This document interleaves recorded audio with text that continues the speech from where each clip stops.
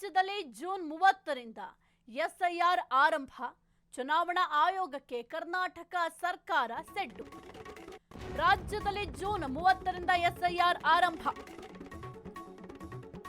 ಚುನಾವಣಾ ಆಯೋಗಕ್ಕೆ ಕರ್ನಾಟಕ ಸರ್ಕಾರ ಸೆಡ್ಡು. ಆಯೋಗದ ನಡೆಗೆ ಕೌಂಟರ್ ಕೊಡಲು ಸಿದ್ದು ಸರ್ಕಾರ ರೆಡಿ. ಮೇ 25ರ ಒಳಗೆ ರಾಜ್ಯ ಸರ್ಕಾರದ ಸ್ಪಷ್ಟ ನಿಲುವು ಪ್ರಕಟ ಸಾಧ್ಯತೆ. ವೋಟರ್ ಐಡಿ ಮ್ಯಾಪಿಂಗ್ನಲ್ಲಿ ಭಾರೀ ಲೋಪದೋಷ. ಮತದಾರರ ಪಟ್ಟಿಯ ಗೊಂದಲಗಳ ಬಗ್ಗೆ ಸರ್ಕಾರಕ್ಕೆ ತೀವ್ರ ಆತಂಕ. ಎಸ್ಐಆರ್ ವಿರುದ್ಧ ಸುಪ್ರೀಂ ಮೆಟ್ಟಿಲೇರಲು ಸರ್ಕಾರ ಮಾಸ್ಟರ್ ಪ್ಲಾನ್. ಅರ್ಹ ಮತದಾರನ ಹೆಸರು ಲಿಸ್ಟ್ನಿಂದ ಡಿಲೀಟ್ ಆಗಬಾರದು. ಅರ್ಹ ಮತದಾರರ ಹೆಸರು ಡಿಲೀಟ್ ಆಗದಂತೆ ತಡೆಗೆ ಕ್ರಮ. ಪ್ರತಿ ಬೂತ್ನಲ್ಲೂ ಕಾಂಗ್ರೆಸ್ ಕಾವಲು ಪಡೆ.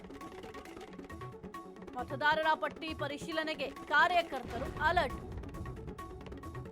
ಬೆಂಗಳೂರು ರಾಯಚೂರಿನಲ್ಲಿ ಹದ್ದಿನ ಕಣ್ಣು.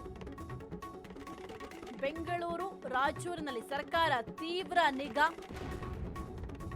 ಒಂದು ಎಸ್ಐಆರ್ಗೆ ಕಾಂಗ್ರೆಸ್ ಭಾರಿ ವಿರೋಧವನ್ನ ವ್ಯಕ್ತಪಡಿಸಿತ್ತು. ಯಾಕೆಂತಂದ್ರೆ ಸಾಂಪ್ರದಾಯಿಕ ವೋಟ್ಗಳೇನಿದ್ದಾವೆ ಆ ಒಂದು ಸಾಂಪ್ರದಾಯಿಕ ವೋಟ್ಗಳು ಈ ಒಂದು ಎಸ್ಐಆರ್ ಮಾಡೋದ್ರಿಂದ ಕೈ ತಪ್ಪಿ ಹೋಗುತ್ತೆ ಎಂಬ ಭೀತಿ ಕೂಡ ಕಾಂಗ್ರೆಸ್ ಸರ್ಕಾರಕ್ಕಿತ್ತು. ಈಗ ಜೂನ್ 30ರಿಂದ ಎಸ್ಐಆರ್ ಆರಂಭ ಮಾಡ್ತಾರೆ. ಹಾಗಾಗಿ ಸಕಲ ರೀತಿಯಲ್ಲೂ ಕೂಡ ಸಿದ್ಧತೆಯನ್ನು ಕೂಡ ಮಾಡ್ಕೊಳ್ತಾ ಇದ್ದಾರೆ.